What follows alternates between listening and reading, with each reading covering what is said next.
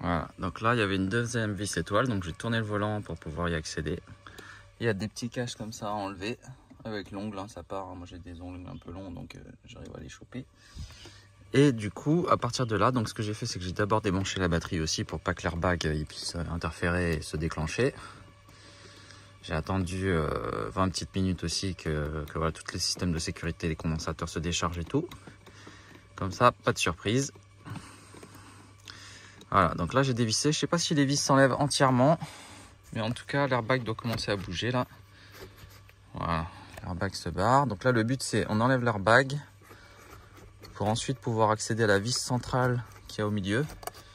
Et à partir de là, après on va pouvoir enlever le volant. Voilà. Ça normalement c'est de sortir. Voilà la vis centrale du milieu. Et on a la petite connectique là qu'il faut enlever pour pouvoir enlever le volant. Donc voilà, une fois qu'on est derrière, donc on a accès à un petit QR code. Là, je sais pas ce que c'est. Bon, ok. Et du coup, on a la référence du volant et on a deux prises. Donc celle-là, je sais pas comment elle s'enlève. Celle-là, il faut tirer un peu dessus. Là, il y a des petits, c'est une petite broche là, mais je pense qu'il faut enlever les deux. Donc on va voir ça. Voilà. Donc au niveau de cette prise, donc il y a juste à tirer ça vers l'arrière. Moi ce qui m'inquiète c'est que là je sais pas si la prise est exactement la même entre ce volant là et ce volant là. Ça a l'air d'être le même rectangle là en bas, mais le système de fixation il n'est pas exactement pareil, donc on va voir si ça fit bien. Donc après tu as ce truc là, donc ça je sais pas encore pour l'instant comment l'enlever. Je pense qu'on va essayer de tirer dessus tranquillement. Donc voilà, les prises ont été déconnectées. Donc ensuite, avec une clé à choc et une clé M12, on va venir desserrer. Alors clé à choc pourquoi? Parce qu'en fait, il y a du frein filé là-dedans. Donc là, voilà, c'est hyper bien serré. Donc je vais passer aux vitesses supérieures et je vais pouvoir le défaire. Voilà. Et voilà. Donc là, on a du frein filet. Donc c'est pour ça que c'est hyper bien serré. Alors, maintenant on va pouvoir enlever le volant. Donc là il doit sortir, nickel. Et c'est là où on va prier que l'autre volant s'adapte parfaitement en termes de diamètre ici, en termes de prise, en termes de tout. Si c'est pas le cas, bah c'est la merde. Donc là j'ai mis le volant droit, c'est ça qu'il faut savoir. Hop là, il a l'air de se mettre comme il faut là. C'est là où voilà, on va prier. Hein. Bon, en termes de couleur, ça fait un peu bizarre là derrière.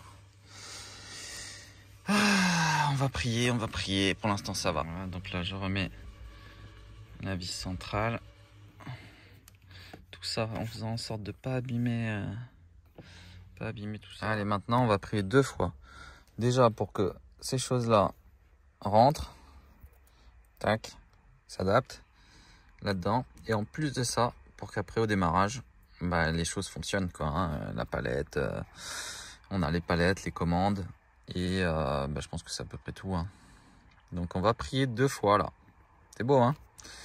C'est parti. Voilà, donc là les connectiques sont rentrés. Là maintenant je fais juste revenir les fils comme il faut et on va prier. Alors apparemment il s'éclaire bien. Hop. Il y a bien l'éclairage qui est fait. J'arrive à contrôler les indices. Putain, ah, je vais prier moi ce soir. Hein. J'ai bien l'indice du volant. J'appuie, hop, contrôle vocal de merde qui sert à rien. Comment? Contrôle vocal de merde qui sert à rien. Comment? Contrôle vocal de merde qui sert à rien. Voilà, génial. Quitter.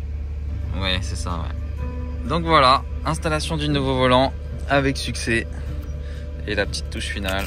Hop là, S-Line sur W12. Bon, c'est pas l'idéal, mais ça veut dire ce que ça veut dire, quoi. Allez. Bon, j'espère que vous avez apprécié cette vidéo. Installation d'un nouveau volant. Enfin, d'un volant de nouvelle génération sur les A8 D3.